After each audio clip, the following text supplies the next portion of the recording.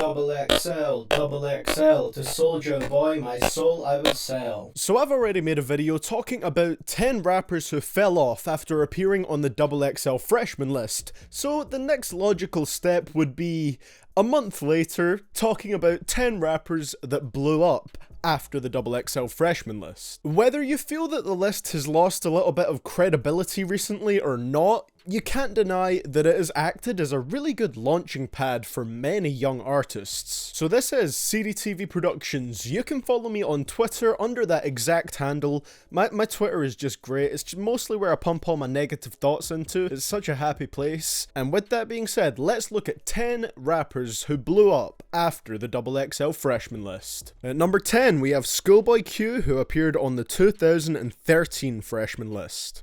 Yeah. Ain't got no jury on, still I'm shining hard. Ain't got no bodyguard, walking solo through the mall.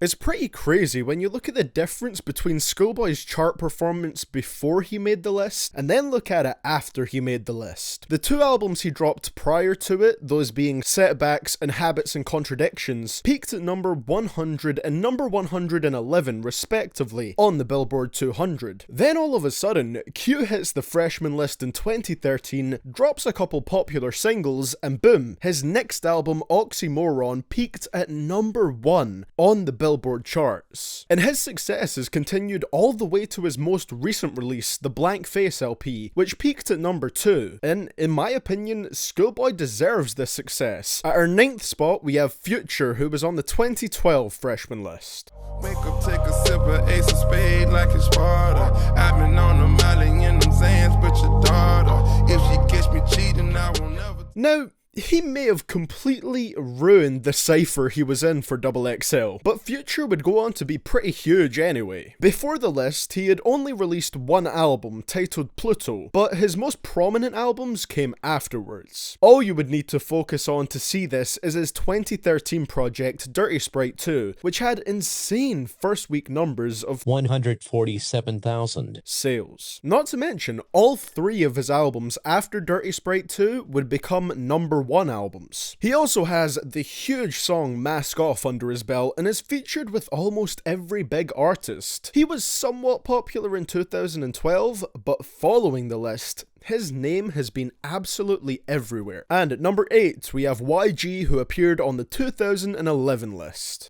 I'm that nigga with the juice, but I never do my nigga like Pac. Big Q, love. YG had only released 3 mixtapes prior to being featured on the list, although he did have a relatively big song called Toot It and Boot It, which peaked at number 60 on the Hot 100. Now, it would take him a while to really pick up his momentum after appearing on the list, but things would start looking up in 2013 when he released the song, which was used in an unreal amount of Vines back when that was still alive. This song sold really well, and YG would continue to have successful singles that year with Who Do You Love and Left Right. He would not only have success with singles though, as both his albums hit the top 10 of the Billboard 200. Only time will tell if his upcoming album Stay Dangerous will have the same performance. And at our 7th spot, we have Josiah Cole, who was on the 2010 Freshman list. Damn, I love your sense of humor. You don't get caught up in rumors. You don't be talking about who fucking who, and I notice the way you maneuver. Sexy but never show too much. Like, come on, you already know the memes about his success. Platinum with no features, double platinum with no features, single-handedly started and ended World War III with no features, ended world hunger, and then ended the world with no features. He's done it all. All you have to do is look at the amount of discussion that occurred around Cole's newest album, KOD, and it's easy to say that he has blown the hell up. He was featured on the list after only releasing 2 mixtapes, the Come Up and the Warm Up, which were successful, don't get me wrong, but compare them to where he's at now, and they pale in comparison. And at number 6, we have Macklemore, who featured on the 2012 Freshman list. I got a new attitude and a lease on life is a piece of mind. Seeking a find, I can sleep when I die, want a piece of the pie, got the keys to the ride and shit, I'm straight.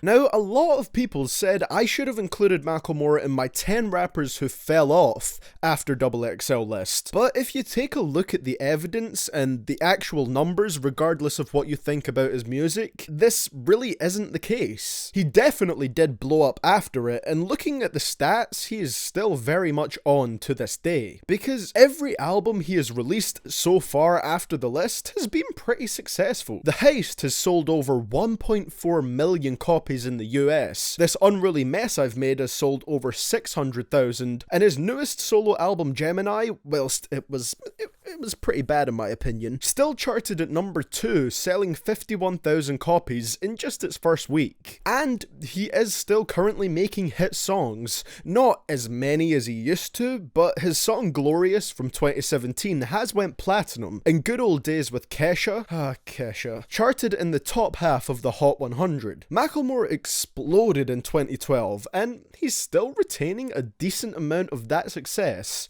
to this day. And halfway through our list now, we have Lil Uzi Vert, who appeared on the 2016 Freshman list. I don't really care if you cry. I don't really shouldn't have a lie.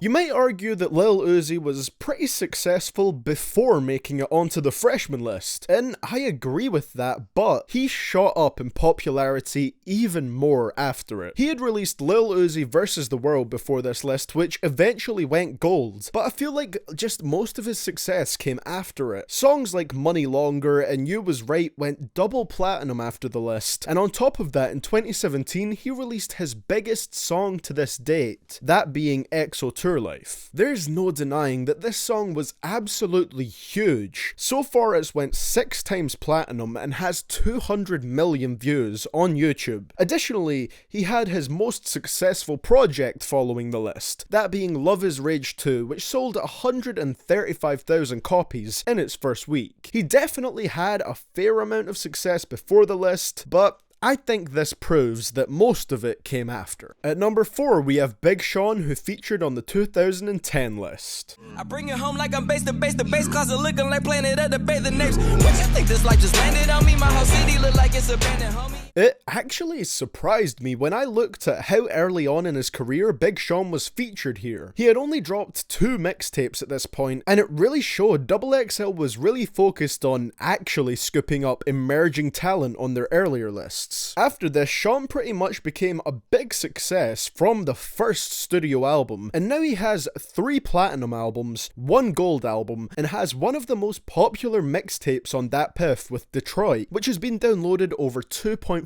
million times. There's a lot that you can knock Big Sean for. Sometimes he has lines that are best described as painful. Pussy so good I never fuck you in the ass. Occasionally his monotone flows sound lazy, but I think he's an artist that is only improving, and he's undeniably made it into the big leagues of hip hop. And at number 3 we have Logic, who appeared on the 2013 list. I just updated my old deal. Told Def Jam no less than 20 mil. And they cut that shit. Yeah, I've been at it like, what's up, bitch? Put your favorite rapper deep in the ditch. Logic had already built a pretty strong fan base by 2013 from his first 2 Young Sinatra mixtapes, but in the present day, he has worldwide success. Logic really seems to be an artist that somehow manages to pretty much double his fan base with each new project. Look, I may have incredibly mixed feelings about his Everybody album.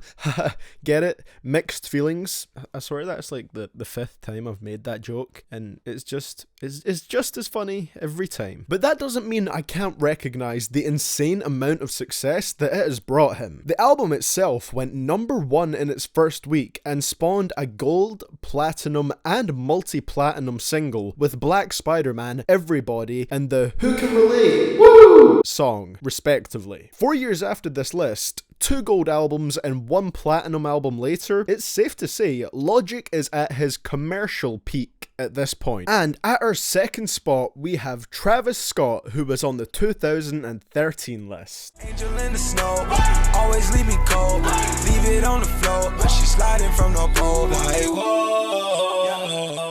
I mean, This man dropped an album that many would say redefined modern trap music. Some would call it an instant classic. There are also others that would instantly write off Travis because of the autotune, but he's one of the people to use it in the most creative fashion to me. Using multiple different vocal effects, he really makes his voice another instrument on the song, and it's very easy to see why Travis would achieve fame so quickly. Both his studio albums have went platinum, and when Astroworld finally releases, whenever that day may be, it's safe to say it's gonna go platinum very quickly as well. And if you just have a burning hate for autotune for whatever reason, you should at least try out Owl Pharaoh or even Days Before Rodeo, where Travis raps in his regular voice a lot. He's a very talented guy, and whether you like it or not, he is also very influential. And at our number 1 spot, it really couldn't be anyone else in my opinion. We have Kendrick Lamar, who was on the 2011 Freshman list. I'm paraplegic.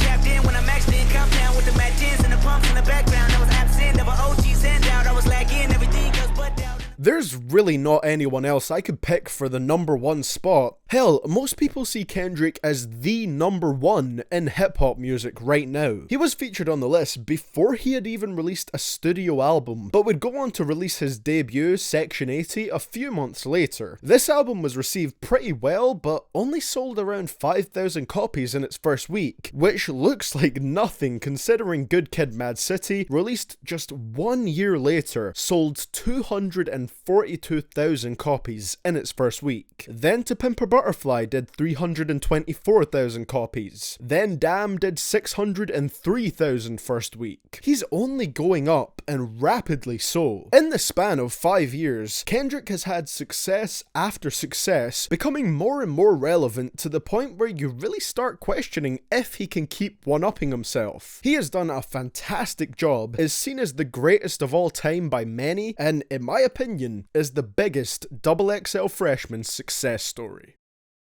Well guys, that is going to be it for the list today. Thank you so much for watching, and I hope you guys enjoyed this one. Of course, let me know in the comments down below if you think there's anyone that I might have missed on this list, but I personally think I chose the 10 best examples. Maybe you disagree with that, and if you do, just let me know. Of course, you will have also seen on that screen that there's a little card thanking my sponsors at the end of each video. That's basically, you can get your name on that card if you click the sponsor button, which is next to the subscribe button down below. You don't have to do it if you don't want to, but it's a great way to support the channel and get a bunch of extra perks for only $5 a month. So if you feel like that, I would really appreciate you clicking that. That's all I got to say today, guys. Thank you so much for watching. I will see you guys all in the next one. And this is CDTVProductions, signing out.